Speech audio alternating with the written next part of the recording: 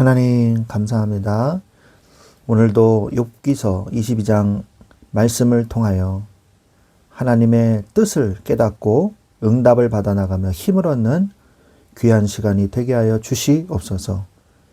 예수 그리스도의 이름으로 기도합니다. 아멘.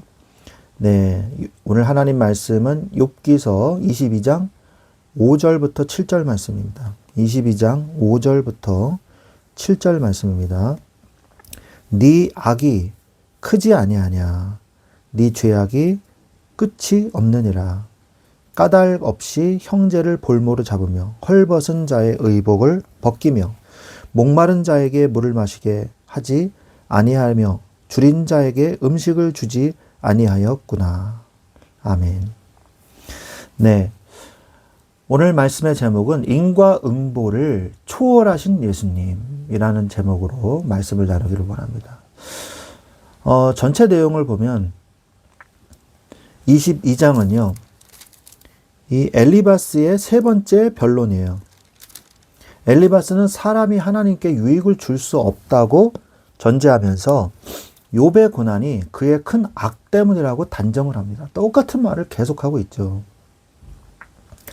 욥이 형제의 물건을 볼모 잡고 헐벗은 자의 옷을 벗기며 고아와 과부를 돌보지 않았다는 등 하지도 않은 구체적인 죄목을 들어서 거짓으로 맹비난을 합니다. 그랬겠지 이렇게 얘기하는 거죠. 네가 이런 벌을 받는 거는 이런 짓을 했겠지 이렇게 한 거죠. 이렇게 억울한 일이 어디 있어요? 엘리바스는 욥이 하나님의 심판을 무시하는 악인들의 길을 밟고 있다고 비판을 하죠. 홍수로 기초가 무너진 옛 악인들처럼, 그러니까 이 노아의 홍수를 얘기하는 거예요. 하나님을 떠난 자는 망하지만 의인은 그들을 보고 비웃을 것이라면서 욥을 악인의 위치에 두고 경고를 합니다. 지금 욥의 시대는 족장 시대, 이 아브라함 시대였거든요. 그러니까 이제 홍수가 나오는 거죠. 그러면서 너는 하나님과 화목하고 평안하라며 그리하면 복이 임할 것이라고 욥에게 권면을 합니다. 엘리바스가 욥에게 불의를 멀리하고 전능자를 귀하게 여기면 하나님이 그의 보화가 되시고 기도를 들으시며 그를 건지실 것이라고 약속하면서 이 말씀을 끝을 맺습니다. 우리가 좀 더 구체적으로 좀 보면요. 엘리바스가 단죄를 해요. 너는 죄인이야 이렇게. 하지도 않은 죄를 뒤집어 씌웁니다. 엘리바스는 욥의 고난이 크다는 이유만으로 욥이 가난한 자를 학대하고 형제에게 무자비하게 행했을 것이라고 단정을 해버려요. 정말 이건 잘못된 거죠. 이는 사실에 근거한 것이 아니라 자신의 논리에 맞추기 위한 억측이었습니다. 그래서 너는 단죄를 받을 것이다. 이렇게 말한 거죠.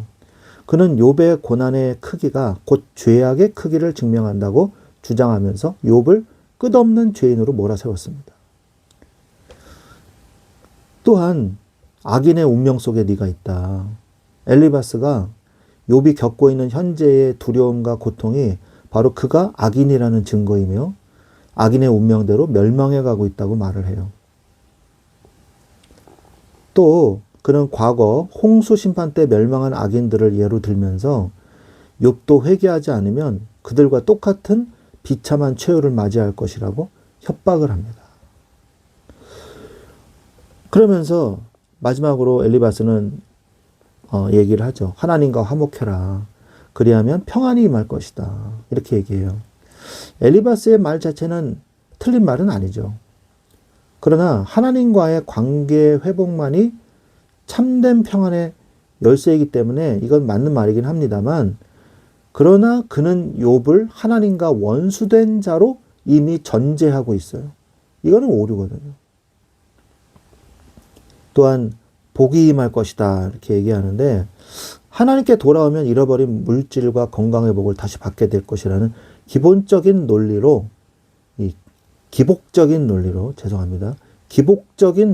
회유를 하는 거예요.